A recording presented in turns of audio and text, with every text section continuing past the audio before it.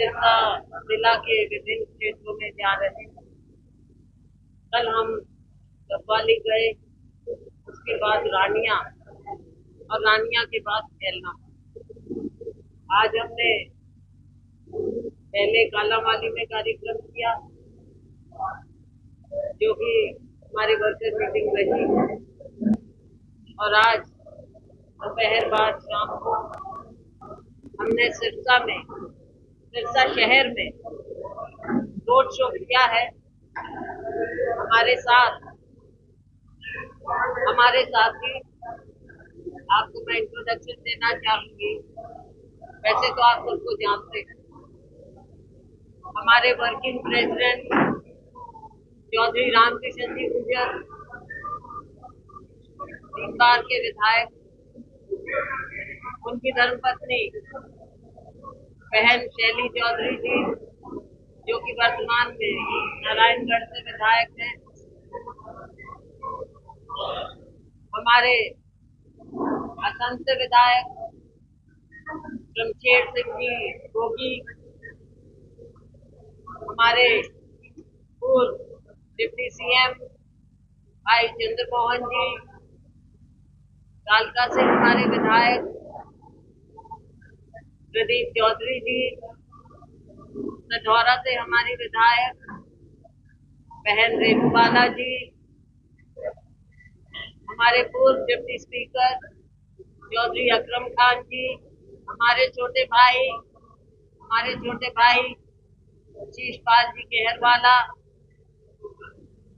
हमारे यहाँ के विधायक कालांवाली के, हमारी महिला कांग्रेस की स्टेट की अध्यक्ष बहन सुधा भारद्वाज जी, पूर्व मंत्री श्री अतर सिंह जी सैनी, पूर्व विधायक श्री रणधीर सिंह जी धीरा, हमारी पूर्व विधायक बहन राज रानी जी पूनम, बीच में कोई और रह गया होगा तो मैं नाम बता, और यहाँ के सभी स्थानीय नेताओं को आप जानते हैं। सभी साथियों ने मिलकर हर जगह हमारी वर्कर मीटिंग की है। हमने देखा कि लोगों में भी उत्साह और हमारे वर्कर्स में भी उत्साह। सब लोग चारों ओर यही बात कह रहे हैं कि भारतीय जनता पार्टी की जो सरकार 10 साल से चली, आज हर वर्ग उनसे दुखी है। और केंद्र की हम बात करें, दिन प्रतिदिन बेशक इनका पूरा कंट्रोल है मीडिया पर, लेकिन उसके बावजूद भी असलियत को उतलाया नहीं जाता। मीडिया में भी जन कर न्यूज आने लगी। जैसे जैसे इस चुनाव का, लोकसभा चुनाव का समय आगे बढ़ रहा है, चरण आगे बढ़ रहे हैं, 7 चरण, ग्राफ भारतीय जनता पार्टी का कितना ही वो चाहे लेकिन गिरता चला जा रहा है। बहुत बड़े बड़े क्लेम किए थे इन्होंने, 400 पार, लेकिन अब मीडिया भी दिखाने लगा है कि बहुत नीचे आने लगे हैं।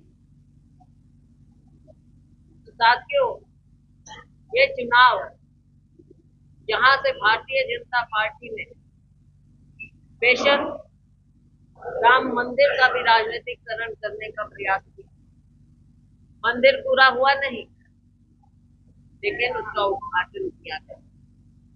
और खुद शंकराचार्य बोले कि जो मंदिर अभी अधूरा है, हम उसके उद्घाटन के लिए जाए, केवल और केवल राजनीति के लिए। अभी भी आप देख रहे हैं, कभी धर्म की बात करते हैं, लोगों को बांटने की बात करते हैं। ऐसा लगता है कि चुनाव जो नजदीक आ रहा है, भारतीय जनता पार्टी भी दिन ब दिन और ज्यादा बौखलाती चली जा रही है। खुद माननीय प्रधानमंत्री जी, उनके भाषण आप सुनते जाइए, हर रोज एक नया, बोलते हैं नीचे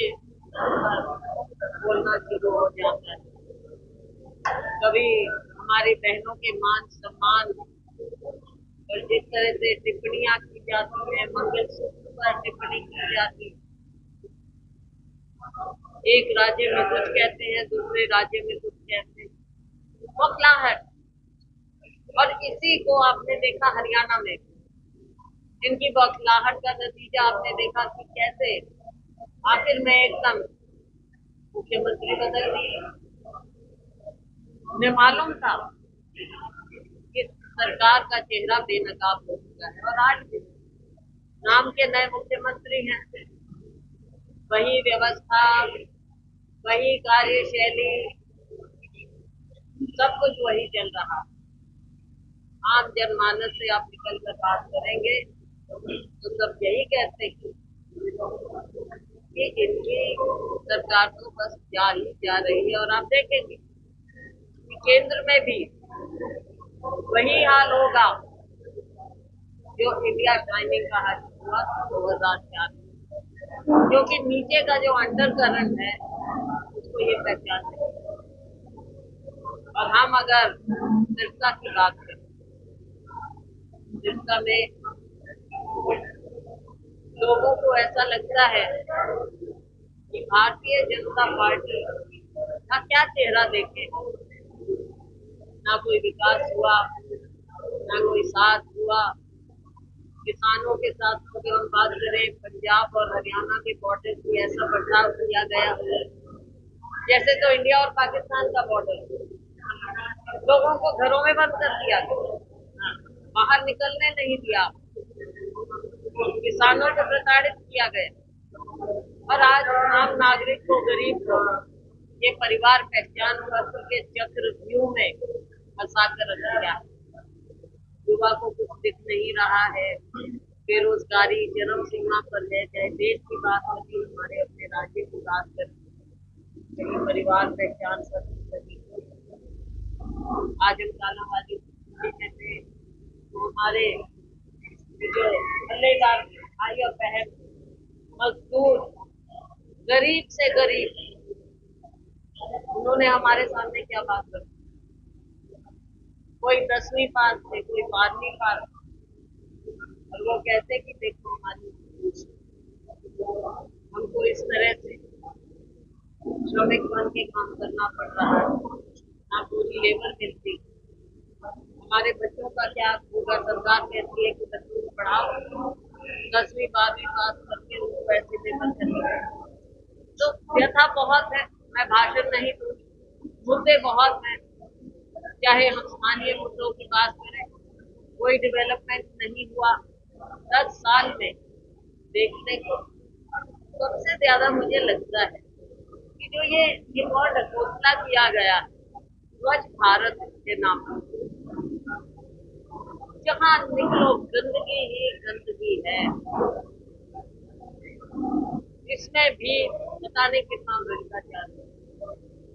हरियाणा में मिली जुली सरकार बनी, सबको पता था, बच्चे बच्चे को पता था कि चुनाव आएगा, इनका गठबंधन टूटेगा, तोड़ेंगे। और आज वही हो रहा है, नूरा कुश्ती हो रही, जजपा और भाजपा एक ही सिक्के के दो पहलू। तो लोगों में जहाँ एक और बेहद नाराजगी, वहाँ दूसरी ओर कांग्रेस पार्टी के प्रति लोगों का उत्साह, लोगों को विकल्प केवल कांग्रेस में नजर आ रहा है। और हम, हमारे साथी, हमारा गठबंधन आप पार्टी के साथ, लेफ्ट पार्टी के साथ, अन्य पार्टियों के साथ हमारा गठबंधन है। और हमारा गठबंधन ये चुनाव लड़ रहा है। हरियाणा में एक सीट डॉक्टर सुशील गुप्ता जी कुरुक्षेत्र से लड़ रहे हैं, बाकी 9 सीटों पर कांग्रेस लड़ रही है।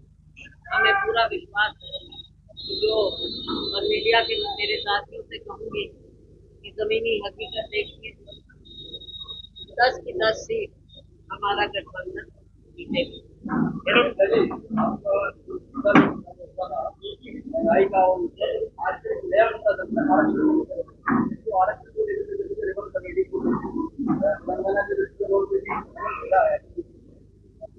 आपका क्या कहना है आरक्षण देखो, आरक्षण के बारे में भाजपा और ये आरएसएस के लोग कभी कुछ कहते हैं, कभी कुछ कहते हैं।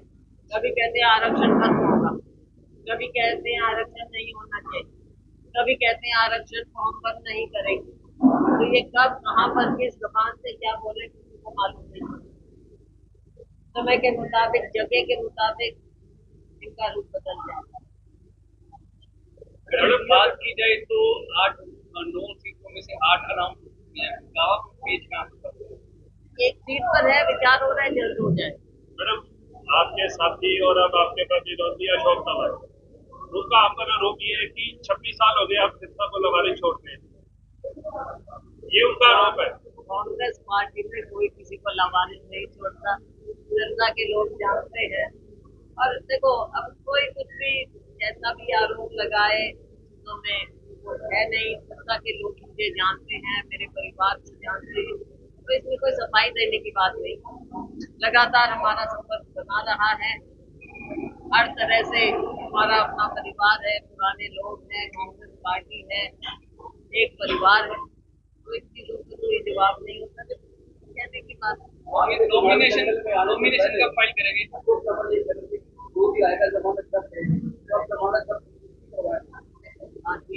हमारा मेरा व्यक्तिगत रूप से सिरसा के लोगों पर और हमारे लोकतंत्र पर अटूट विश्वास है।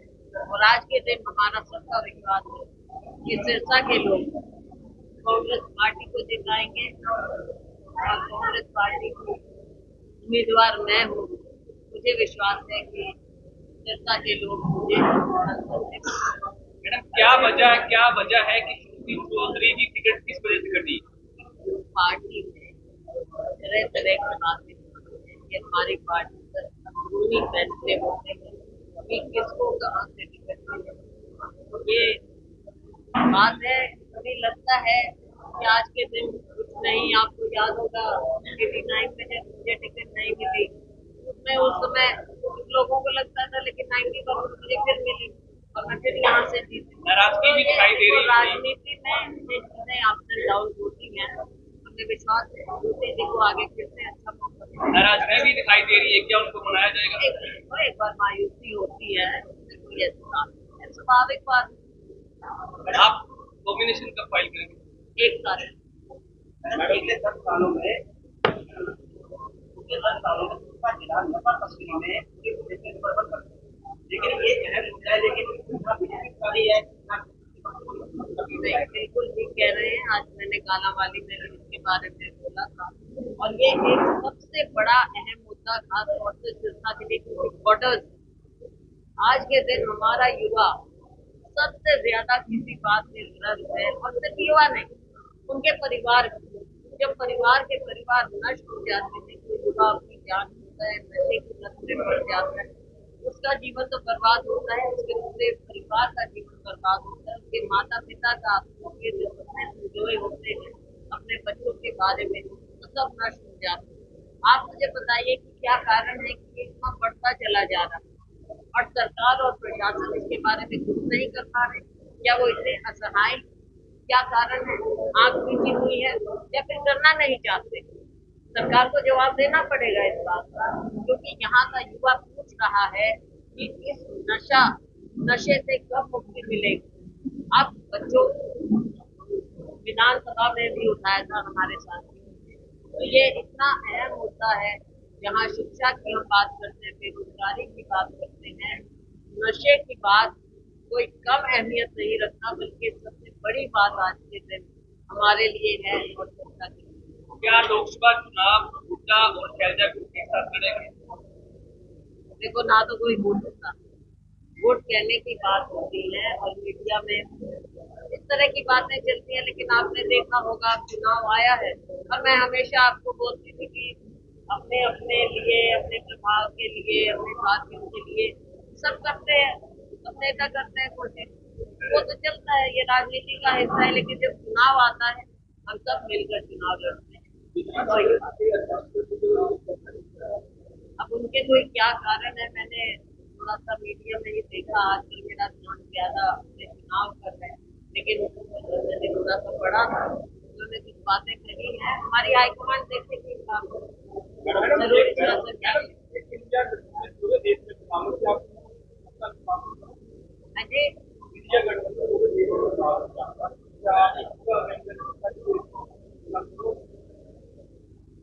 सत्ता का टारगेट आप सरकार बनाओ। बिल्कुल बिल्कुल। जैसा मैंने कहा था 2004 में भी किसी को नहीं लगता था, तब तो इंडिया शाइनिंग चल रहा था, किसी को नहीं लगता था, लेकिन एक अंडर करंट था। आज के दिन उससे भी ज्यादा अंडर करंट है और इंडिया गठबंधन सरकार बनाएगा।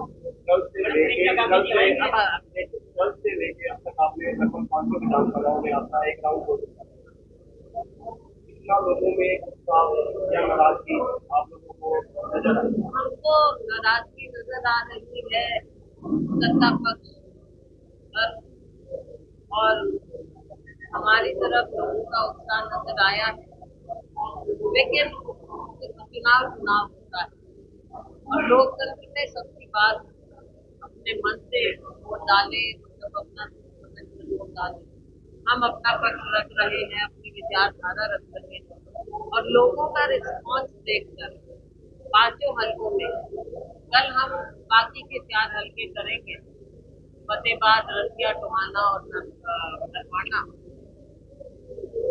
पहले भी थोड़ा गए हैं, मुझे पूरा विश्वास है हमारे संस्था की जनता पूरी तरह से कांग्रेस का साथ देगी। गांधी परिवार के मुद्दे चुनाव प्रचार में बहुत बड़ा काम कर रहा है। अभी तो बहुत टाइम है। कांग्रेस की मैनिफेस्टो को जिस तरीके से बीजेपी पेश कर रही है, बीजेपी अपनी बात कर ले, अपनी गारंटियां बता दे। हम तो सरेआम पूछते हैं अपनी गारंटी बताओ, कौन सी गारंटी पूरी हुई है आपकी?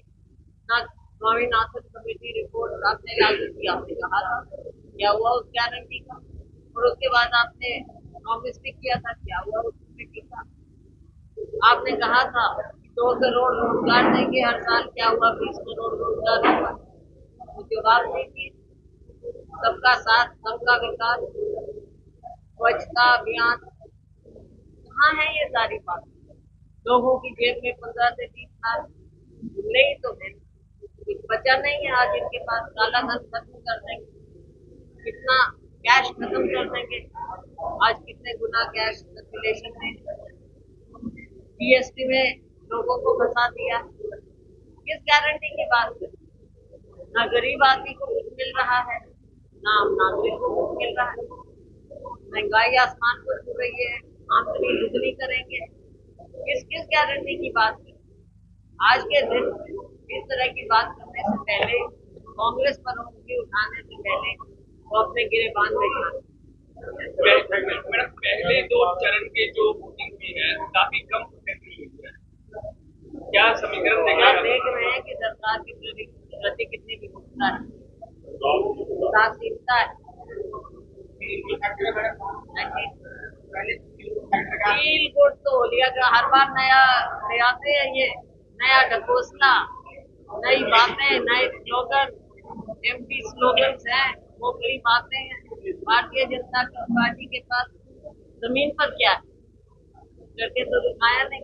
10 साल में देखो, आप बताइए, ऐतिहासिक इनको बहुमत मिला। 84 के बाद किसी पार्टी को इतना बहुमत मिले, आपने किया क्या है? कभी 370 की बात कर दोगे, कभी एक तो और बात कर दोगे, लेकिन आम नागरिक के जीवन को बेहतर करने के लिए आपने क्या किया? जब इतना मैंडेट मिला तो किसकी जिंदगी आपने बेहतर की, वो बताइए। वो तो कुछ किया नहीं है। दुख की बात यही है देश के लिए कि इतना भारी मैंडेट होने के बावजूद 10 साल में आप देश को आगे बढ़ाने की बजाय पीछे धकेलते हैं। बहुत बहुत धन्यवाद।